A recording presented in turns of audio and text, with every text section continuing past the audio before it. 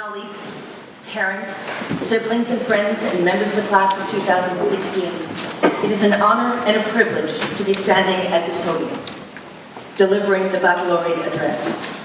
A privilege that has made my eyes pop open at 6 a.m. for the last few weeks, even Saturdays and Sundays.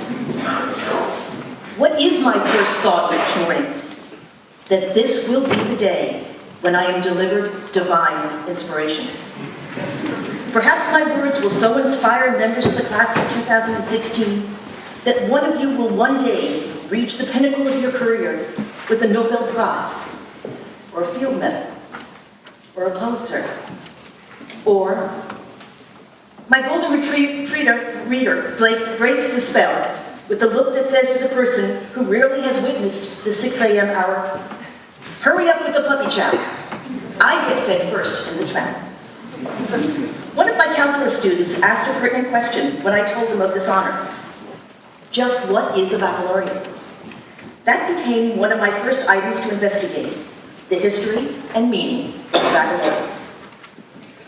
I am a 21st century woman, so to the web I went. About.com told me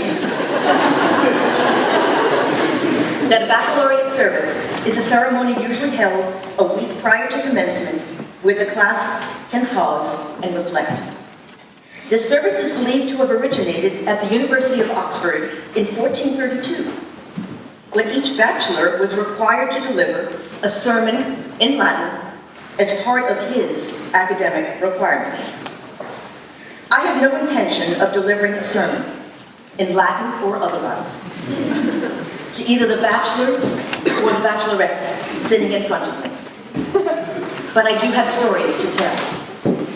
Stories which begin in September of 1979, when Mr. Bonanno and I, with our two children, ages 5 and 6, arrived in Deerfield from Kimball Union Academy in Meriden, New Hampshire. We lived in the Hunt House at the northern end of town for 3 years, before a dorm apartment opened up for us on Field 1. 16 junior boys lived on our quarter for the next few years. Among those under our charge was Mr. Keller, when he was but a wee lad. A mischievous one at that. One year I asked the boys if anyone wanted to prepare a dish for our weekly feed that represented their geographic or ethnic culture. A number of boys agreed to test their culinary skills. One young man from New York City wanted to try his hand. After I purchased all the items on his list and placed the pots and pans in his sight in our kitchen, I left him to work his magic. He had but one more request. He needed to access a phone. Cell phones had not yet been invented, but the kitchen phone had a very long cord. So with the phone under his ear for the next hour, he produced the most amazing fettuccine Alfredo. It was what occurred after this evening that still puts a smile on my face today. Every time the student returned from vacation, or even a weekend away that year, he brought back trays of food from home, or from a restaurant. I suspect his parents thought the Bonanno family was desperate for food. If we needed to have their son cook for us. On another one of those evenings during my study hall, my son called me from his middle school up the hill, Eaglebrook, saying that he was ready to come home. I was tutoring lots of students in my living room that night. A number of minutes later, one of them stood up and asked me where I kept my car keys. He said he would be happy to pick up my son if I was too busy. I instantly received and appreciated his message. It was late. My son was waiting, and most likely tired.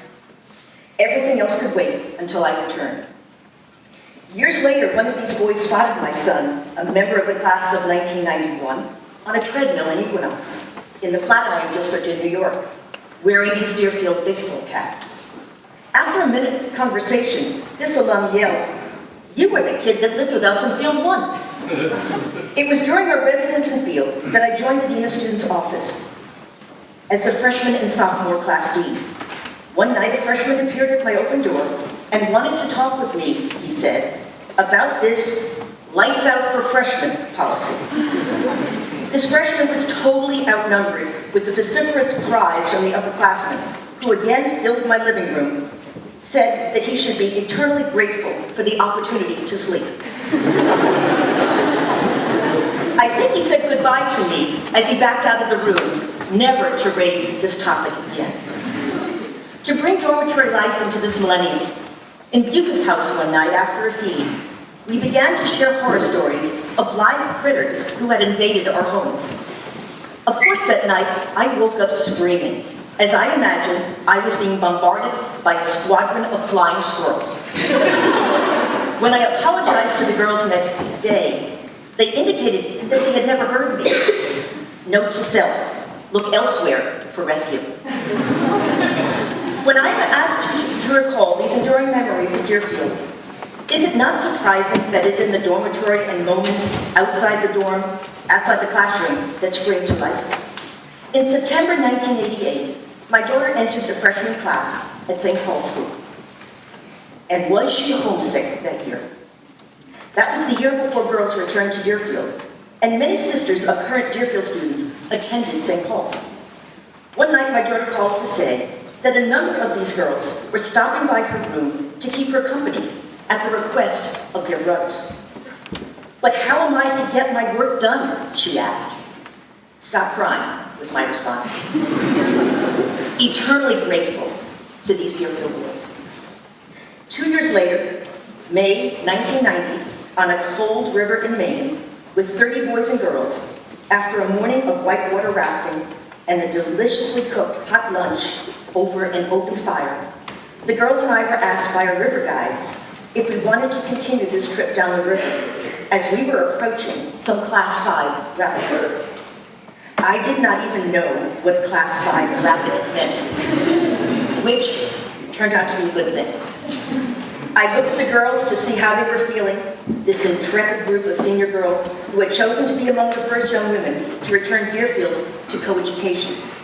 I could see in their smiles, of course, we were going. Now that I understand the numbering system for rapids, I do not ever expect to encounter the number 5 again. Memories. They have a funny way of allowing one to bury the tough moments, but allow a vivid recall of the courage of former students. In the summer of 2000, with the support of Art and Elizabeth Clement from Atlanta, Georgia, Deerfield established our first summer urban internship, where 4 students worked for nonprofit agencies in Atlanta, living with alumni or current parents as hosts. Maggie Sweeney, Deerfield's Community Service Director, and I visited with our host families and other alumni who would support this program in Atlanta prior to the students' arrival. Our purpose was to help our hosts understand Deerfield in the year 2000. The 3-week project concluded with a dinner with all of the participants and host families. The following day, students, hosts, and local alumni participated in a day of service, building a Habitat for Humanity house together. Maggie and I flew back down to Atlanta for this day of service and to debrief the agencies and our host families and to gather the stories of our students. One of these students pulled me aside the day of the build to let me know, before I heard it from others, she said, about the dinner conversation the evening before our arrival. One of the alumni had made a comment at the table about the homeless folks outside the restaurant, suggesting that they should be all rounded up and jailed. This rising junior's reply was to say that she and her mother had been homeless for a number of years before she arrived at Deerfield. That courageous statement put this insensitive comment into its proper place. Perhaps offered as a counter perspective, another alum shared with me at the end of this day of service, he had not been happy during his years at Deerfield, but the Deerfield we had reintroduced to him was a school he could fully support. We don't accomplish anything in this world alone, and whatever happens is the result of the whole tapestries of one's life and all the weavings of individual threads from one to another that create something, said Sandra Day O'Connor, the retired Justice of the United States Supreme Court. What is this something that has been created here at Deerfield? How strong are those individual threads in this community? As Dean of Students, one of my most important jobs was hiring colleagues to work with me in the office. Many moons ago, there was a teacher of science living in a dormitory with whom I had hoped would apply for the position of a class dean. At first, she was not at all interested, so I persevered and found myself on her hallway at least once more that week. But this time I had gleaned a promise that she would seriously consider the position, and I was delighted. I ran into a student on the corridor one night. He asked me why I had been so kind to him each time I saw him that week.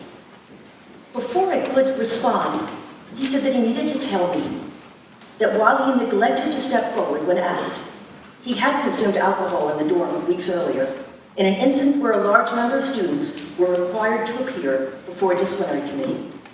He said he could no longer live with this lie. I have countless other stories of individual students' moral courage who would prefer not to be identified. Students who stood up for others who were not so strong, or who stood up for what they perceived was right, even when confronted by peer pressure to stay mute. What we have here at Deerfield is a strong community, not a perfect one. We have flaws, imperfections, that perhaps have marred your experience along the way. But we have worked hard to teach you and model ourselves values important to any community. Respect, honesty, compassion, loyalty. Perhaps it will take weeks, months, or years from now when you fully understand these lessons. The current political climate suggests some people never do.